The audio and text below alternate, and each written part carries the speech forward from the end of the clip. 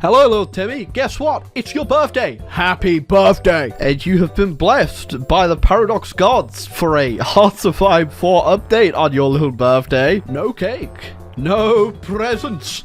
Only Hearts of Iron 4. Alright, so if you're not familiar, Gravy Timothy, recently Paradox has been doing some little updates to the game since the last DLC. And I guess some of them are pretty cool. And one of those said fun things that they've updated today is Canada. They've changed something that has been very much requested. Now, reason why the wonderful Dominion of Canada has sucked for a long time is because you could never get rid of the Great Depression and fix your manpower issues as the paths were mutually exclusive, which means you could either have a big army or a big industry, not both. Until now, 6 years after the original DLC that gave Canada their focus tree was released. But the real question is, when are they going to go back and fix the United States and add more Auflanden content? That's right, Auflanden. Did I mention Auflanden? Hit the subscribe button because at 800,000 subscribers, we'll Auflanden.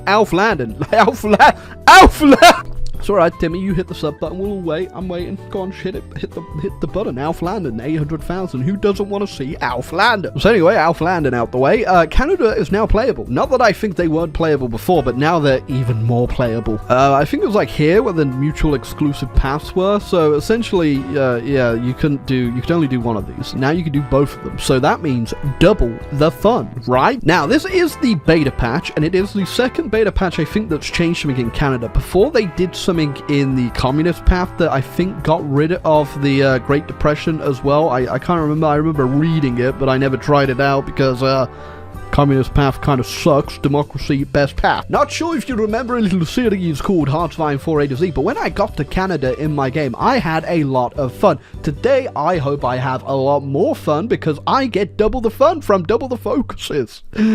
Double the 70 days of waiting. Now, I haven't covered all these beta patches before. I have thought about it, but they are releasing quite a few that have come out that have become full patches too. So if you've just been playing the game recently anyway, you've probably noticed a few of the changes. But yeah, if you want me to specifically look at a few of the changes they make, feel free to let me know in the comments down below. I'm so alone. Wow, thank you, gracious Overlord, for 393 rifles on a monthly basis. I could kiss you on your rubbery alien face, but I ain't gonna, because I just don't feel that way about you, Stanley Baldwin. I'm sorry. Oh, I think I may have insulted him by insinuating I wouldn't make love to his sweet face with my lips, because he just immediately cancelled my Lenley. The majority of the Canadian tree we don't have to worry about until we are at war, because that's where all the fun stuff is locked behind right here. War bonds. So up until that point, we're just kind of sitting around getting tech and doing focuses that really have no benefit towards us at all. But we will make tanks, and with those tanks we're going to help our wonderful Overlord win his little war. Platonically, I may add. So I'm pretty sure it's universal that everyone's favourite country from Together for Victory, which is the DLC that added the Canadian focus tree, is Canada. And anyone that says New Zealand, I need to check your mental stability. So yeah, a lot of the old focuses tend to be a little bit underwhelming to say the least, but one of the good ones we get is a CMP truck one, which gives us 2 years ahead of time for a 300% research on a truck, which means you get mechanized incredibly early, which is very, very nice. But in comparison, you also, for the same amount of time, get a focus that gives you absolutely nothing worth your time.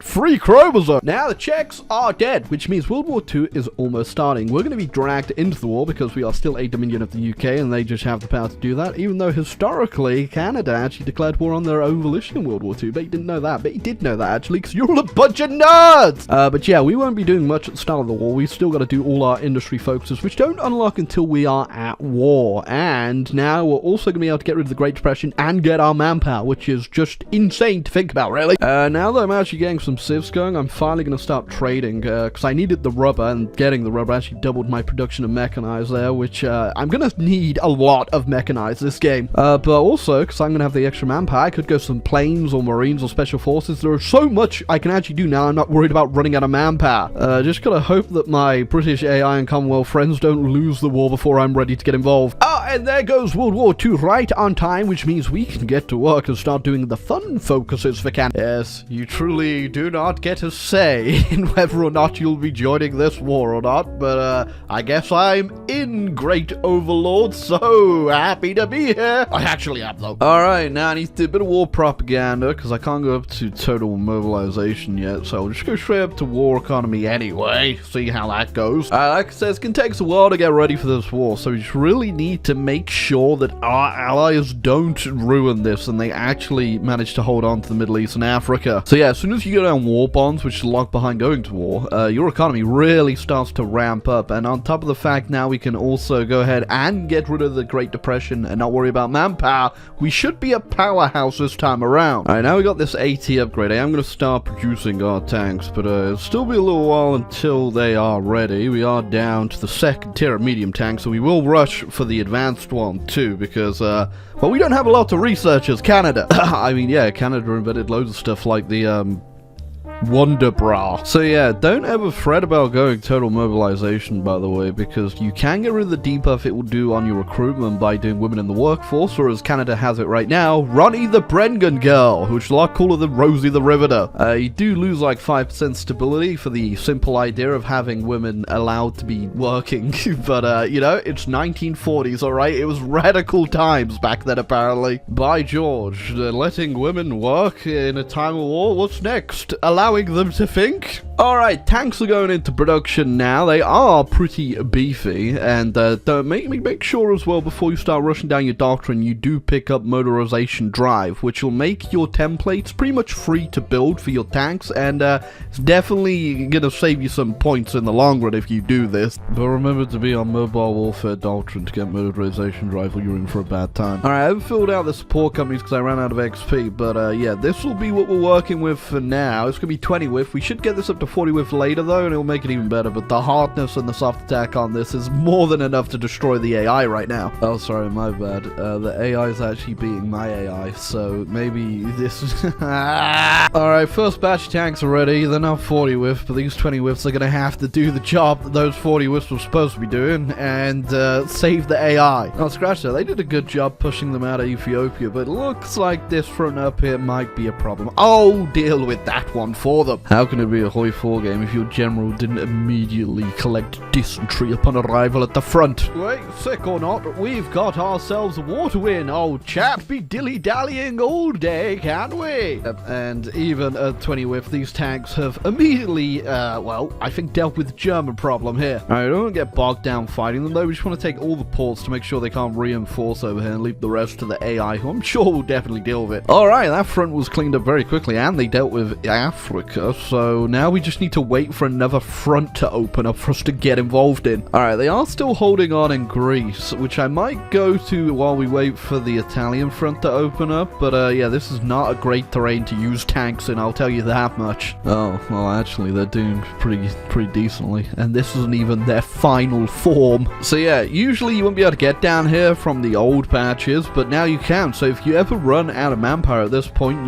you can get more manpower, which is actually incredible, even though I've yet to reach that point of the game yet. Alright, we can do force Quebecois into conscription or compromise with them, and as we know, if you do force them into conscription, they'll start blowing stuff up around your country, because where will it end? First, you're forced into the army, what next? Forced to retire at 65? But regardless of which choice you pick, either way you can still up your conscription past that. You just you get rid of the debuff on the French-speaking provinces. But yeah, it doesn't matter. I think we'll be fine for manpower. I mean, but yeah, my industry is very much insane. I have 0% consumer goods, which is just, you know, I can't say no to that one. And on top of that, now we also have the manpower to make it even more tanks. And believe me when I say I'm going to be making more of these bad boys. I mean, I could also build some infantry, but I'm enjoying these tanks. That's why you should always keep an eye on what your allies are doing in this game, because you take one look away, and they've let the Italians invade Greece. Oh, and I've done enough in a war now that I can actually up my autonomy too, and I am free. Look at my flag. It's got a leaf on it. Ah, and finally, the British have decided to just invade the Italian homeland, and I'm going to finish off that front for them. Don't mind me, just gonna give you guys a push in the right direction. Again, I was going to upgrade these guys with 40 whiffs, but I might wait until we're in Germany to do that, or I might just make more 20 whiffs, because, yeah, I got a lot of tanks. But yeah, more tanks or stronger tanks. I think, considering these guys are already pretty strong, I'm going to go with more.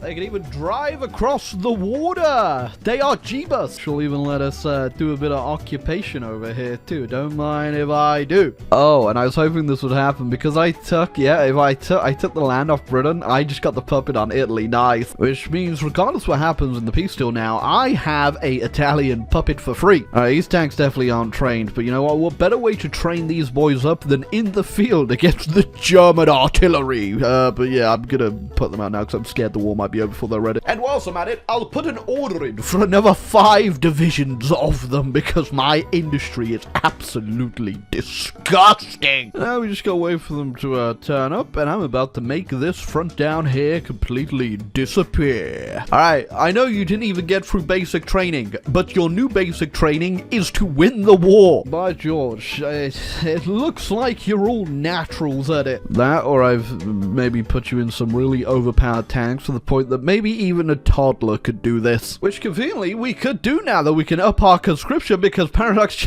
Now, we could go even further with these tanks. We could upgrade them to modern as well, because I did just get a research bonus, but I don't think it's really worthwhile. I mean, I think they're doing just fine on their own. I do have production of the advanced one, and I'm keeping my improved one up too, because we need more. Now, sadly, we've only got ourselves 3% war participation, apparently, despite the fact I think we may have carried this front just a little bit. Alright, now, usually as Canada, you would be forced to kind of have to micro your units because of the threat of manpower, but I have a lot of manpower available to me right now, so I'm not going to worry about doing micro, because I have 13 20 whiff tanks that are incredibly overpowered. So there goes the German front line, which means I can sit back, relax, free healthcare, poutine, all the good Canadian things. Chop down a tree, eat some maple syrup, you know, come home after a long day and pat myself on the back for not being American. Of course, also going to make sure that we are the first into Berlin and not those stinking Americans. So let's get in, boys, shall we? That's right, Canada #1, baby! Oh, I guess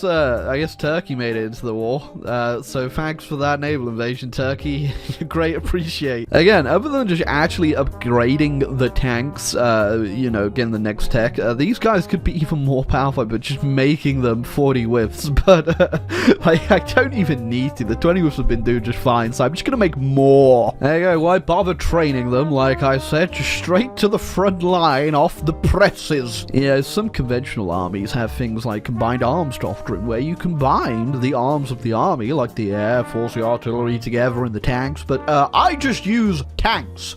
Combined tanks doctrine. And of course, this was all made possible by Paradox Interactive randomly updating a nation whose DLC came out like 7 years ago for some reason. I mean, it's not like Canada wasn't always fun, but now it's very fun. Okay, alright, Turkey, like, how did you even manage to get there? Like, what are you doing? Alright, I do have a question why my Italian puppet has brought a camel to the Eastern Front. Yeah, no wonder you lost that war so badly. Ah yes, the highly advanced mechanized Canadian Armed Forces approached the Eastern Front to be greeted by Giuseppe and his pet camel, Cammy. And sadly, we have like no war participation to really take anything. Yeah, I think with the points we have, we'll just make sure that our Italian puppet gets all their land back. That way, it would make us more powerful, because they are an actual puppet, not a supervised state. You know, the rest of our points, we got quite a few now. I will take all of the navies available, because at the end of World War II, Canada did actually have the 3rd largest navy, because all the others were blown up. Not only did we get the Italians and the fleets, we also took the jewel of the Mediterranean,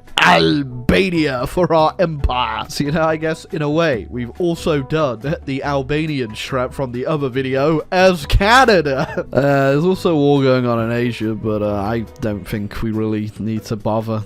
You guys got that covered. That's it for Canada. But yeah, I think we'll leave it off there. It's an incredibly good and fun thing what Paradox have actually done with Canada, and I really hope they go through a few of the old nations and do a bit of fixing upping, which I think they're planning to do. Now, I have looked through the patch notes every now and then. I think they did do some changes to India as well, but definitely nothing on the scope of Canada. I wish they would change a few of the focuses because of the old 70-day ones that just give you nothing. And I mean, a lot of the early, like, nations that got added in the DLC, they leave a lot to be desired for what they give you. Not pointing at any fingers, you know, just not pointing at any fingers. Hey, but I think even a few of the larger nations also need a bit of a lick of paint, you know, just fixed up a little bit, like Japan, Germany, US. They're all a bit dated nowadays compared to, like, the Italian tree. But anyway, no more Alex the Ramblering. Make sure you go ahead, hit the sub button if you want to see more Alflandon on this channel. Alflandon, subscribe, Alflandon, and that's it for today, Timothy.